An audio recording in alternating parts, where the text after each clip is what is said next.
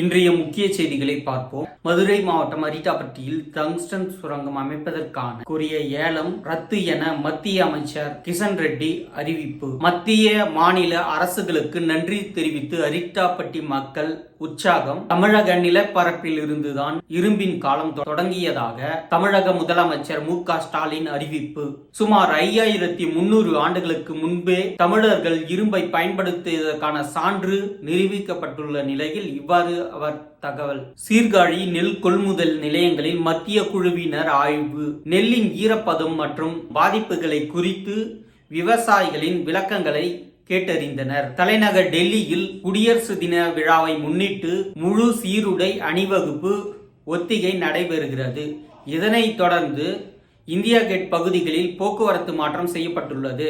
வரும் 29ஆம் தேதி விண்ணில் ஏவப்படுகிறது GSLV F-15 ராக்கெட். அரவிந்த் கெஜ்ரிவாலுக்கு வழங்கப்பட்ட சிறப்பு பாதுகாப்பை திரும்ப பெற்றது பஞ்சாப் காவல்துறை.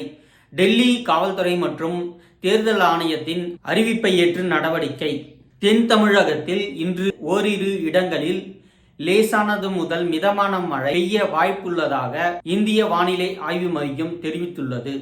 சென்னையில் ADP டென்னிஸ் போட்டி நடத்துவதற்காக 1 கோடி ரூபாய் தமிழக அரசின் சார்பில் டென்னிஸ் சங்க தலைவர் விஜய் அமிர்தராஜிடம் தமிழக துணை முதலமைச்சர் உதயநிதி வழங்கினார். விண்வெளிக்கு மனிதர்களை அனுப்பும் ககன்யான் திட்டத்தின் முதற்கட்டமாக ஆளில்லா விண்கலன்கள் தயார்.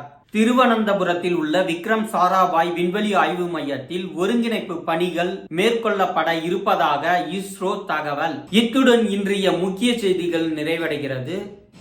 மீண்டும் நாளை சந்திப்போம் நேயர்களே. இன்றைய நாள் இனிய நாளாக அமைய என்னுடைய வாழ்த்துக்கள்.